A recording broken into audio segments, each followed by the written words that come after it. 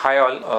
మహిళల్లో కామన్గా వాడే కొన్ని కాస్మెటిక్ ప్రోడక్ట్స్ మేకప్ కావచ్చు, హెయిర్ స్ట్రైట్నర్స్ కావచ్చు, వాళ్ళ షాంపూస్ కావచ్చు. సో ఇలాంటి పలు రకాల ప్రోడక్ట్స్లో వాడడం వల్ల ఏదైనా క్యాన్సర్ రిస్క్ అనేది ఉంటుందా, ఏదైనా క్యాన్సర్ రసాయనం అనేది ఉంటుందా ఇందులో తెలుసుకుందాము. I'm doctor Naresh, consult medical oncologist, DM from AIIMS in Delhi. So ఈ మధ్యకాలంలో ఈ కామన్గా చూస్తున్నాము, చాలా మహిళలు కాస్మెటిక్ ప్రోడక్ట్స్ వాడడం, తరచుగా వాడడం, డైలీ కావచ్చు, నంబర్ ఆఫ్ టైమ్స్ లైక్ వీక్లీలో వాడచ్చు. సో ఆ ప్రోడక్ట్స్ అనేది కొన్ని కెమికల్స్ ఉంటాయి అందులో ముఖ్యమైన కెమికల్ వాటి పేరు ఫార్మాలిటీ అని అంటారు.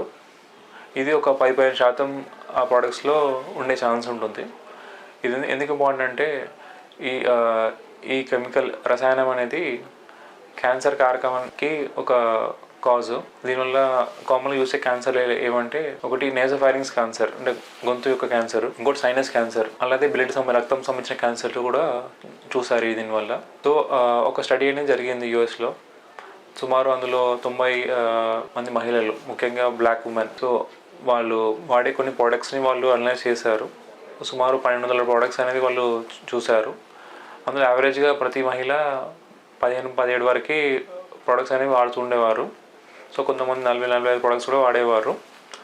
సో వాళ్ళు చాలా రకాల ప్రోడక్ట్స్లో ఇది చూశారు. లైక్ వాళ్ళు వాడే షాంపూ కావచ్చు, స్ట్రైట్నర్ కావచ్చు, ఐలాష్ లోషన్ కావచ్చు. సో ఇలా పలు రకాల ప్రోడక్ట్స్లో ఈ కంపౌండ్ అనేది చూశారు. సో ఈ కంపౌండ్ అనేది దాని రోల్ ఏముంటుంది ఈ కాస్మెటిక్ ప్రోడక్ట్స్లో, ఈ వాడడం వల్ల ఏమవుతుందంటే మైక్రోబ్స్ ఉంటాయి మనకి, వాటిని పెరగకుండా చూస్తూ ఉంటాయి వీటి వల్ల.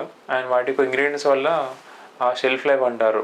షెల్ఫ్ లైఫ్ అంటే ఎక్స్పైరీ పీరియడ్ అనేది పెరుగుతుంది ఈ కాస్మెటిక్ ప్రోడక్ట్స్లో. అందుకని తరచుగా కొంతమంది వాడుతూ ఉంటారు. సో ఇది జనరల్గా మన చర్మం నుంచి మన శరీరంలోకి వెళ్తుంది. అలాగే మనం తీసుకునే గాలి నుంచి, ఊపిరితిత్తుల నుంచి కూడా లోపలికి వెళ్ళే ఛాన్స్ ఉంటుంది, ఊపిరి నుంచి కూడా. సో జనరల్గా యూరోప్లో ఇది బ్యాన్ చేశారు, దీన్ని తెలుసుకున్నాక లాస్ట్ కొన్ని సంవత్సరాల ముందు. సో యూఎస్లో కూడా ఇది ప్లాన్ చేస్తున్నారు. చాలా రెగ్యులేటరీ అథారిటీస్ కూడా దీని గురించి ప్లాన్ చేస్తున్నారు. కాకపోతే ఇందులో ఏంటంటే ఈ ప్రోడక్ట్స్లో డైరెక్ట్గా నేమ్ అనేది వాళ్ళు మెన్షన్ చేయాలి చాలా కంపెనీస్. అందులో చాలా రకాల వీళ్ళు లైక్ డిఎం అలాంటివి అని చెప్పి, సో వాటి యొక్క ప్రోడక్ట్స్ గురించి మెన్షన్ చేస్తారు. బట్ ఇది డైరెక్ట్ కెమికల్ అనేది వాళ్ళు మెన్షన్ చేయరు. సో ఇది ఉన్నప్పుడు మీరు ఖచ్చితంగా జాగ్రత్త పడాల్సి వస్తుంది. సో టు కంక్లూడ్, సో మహిళలో వాడే కాస్మెటిక్ ప్రోడక్ట్స్లో కూడా ఈ కొన్ని క్యాన్సర్ కారక రసాయనాలు అనేవి ఉండే ఛాన్స్ ఉంటుంది. ఉదాహరణకి ఫార్మాలిటీ అని చెప్పి. సో ఇది అన్ని వాటిలో కాదు, ఒక 15% మందిలో చూస్తూ ఉంటాము. సో ఇది ఉన్నప్పుడు మీరు అది అవాయిడ్ చేస్తే కొంచెం బెటర్గా ఉంటుంది.